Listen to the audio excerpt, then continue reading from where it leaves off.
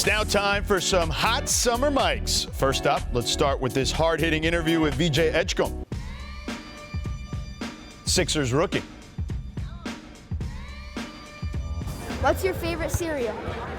My favorite cereal, Lucky Charms. What's your favorite cartoon while you were growing up? SpongeBob. Who's your GOAT? My GOAT, LeBron. David Dennis Jr., did he go 3 for 3, VJ? You know, I'm not a Lucky Charms person, but I understand the kids like it. I think he's pretty good here. 3 for 3. SpongeBob, LeBron, can't go wrong. But I'm more of a Frosted Flakes, Fruit Loop guy myself. But Lucky Charms not so bad. That's the as long first as there's no sign. peanut butter and chocolate in it. That's the first sign of you getting old, saying the kids like it. Welcome to the club, David Dennis Jr. That's all I'll say. All right, next up, Lance Stevenson dropped in on Carmelo Anthony's podcast to revisit one fan's unforgettable reaction to blowing in LeBron James's ear. Let's take a listen. I ain't gonna lie, yo. I regret it sometimes because, I was at a club, right? Okay. So I came in the club late. I ain't want to get no section or nothing. I ain't wasting no money. So I go to the bar. I'm standing in the bar. Some drunk dude coming. I was like, yo. I'm like, yo, you crazy? Hey, yo. That's how LeBron felt. How you like that? Yo, Perk, I'm not mad at the fan there. How about you? How do you feel about it? I'm not mad either. Look, when we think of Lance Stevenson, we think of him as being the instigator. This is one of the most, legendary moments in playoff history right there. They were at war. Now, I wouldn't have done it, but damn it, that's just who Lance is.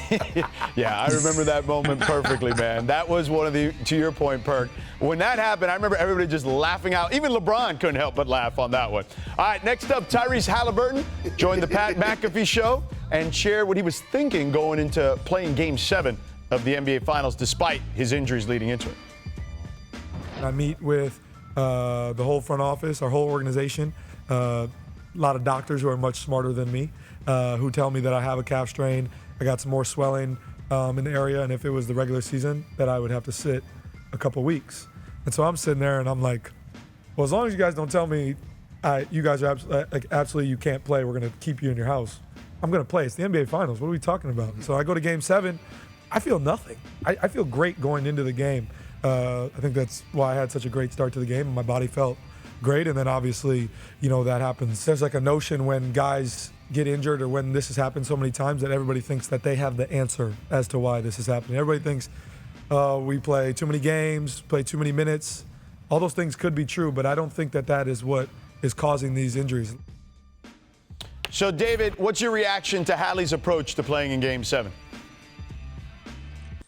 Yeah, most people would do that. 10 times out of 10, you ask anybody, you have a chance to win a championship. Nobody says that, this is impending injury guarantee that you're going to tear this thing. Even if you do, a lot of guys will go out there and try to play that game. It's still one of the most heartbreaking injuries I could think of watching live.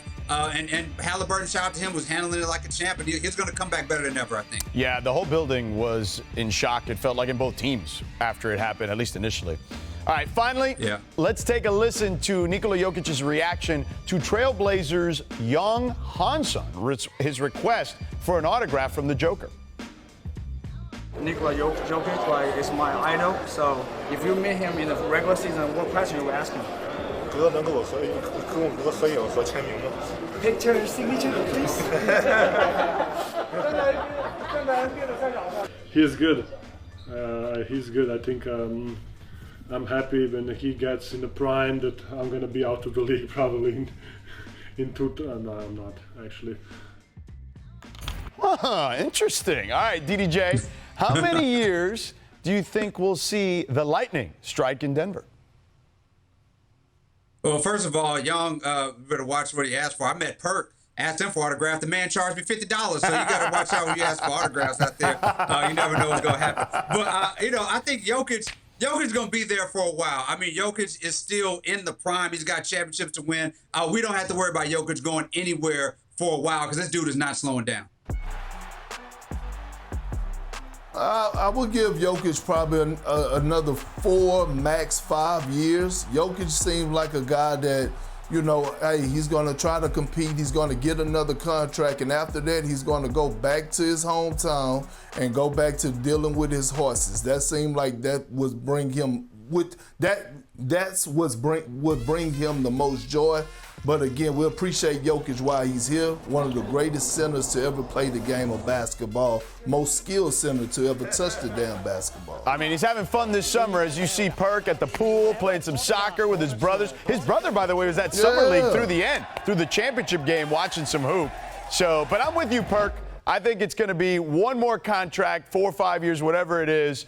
And then he can buy all the horses he wants in Serbia, to be honest with you. He'll be able to own all the horses if he wants. Dave, you kind of alluded to it earlier. How much of an impact can Smart have? Considering, look, he hasn't played 60-plus games in 3 seasons. Which is a great point to point out, George. But obviously he wasn't in the best situations in Memphis because of the injuries they suffered as a total team. And in Washington. I don't even want to call them Washington. He was with the Washington Wizards. You can't use the no W. Yeah. They weren't trying to win.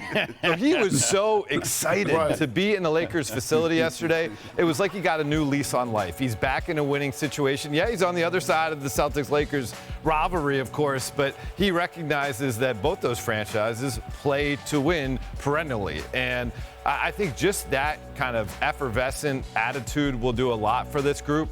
He looks at it like, we got a chance. I asked him, the West is stacked. Yeah. And he said, well, I would stack us up against anybody else in the West. We have no ceiling.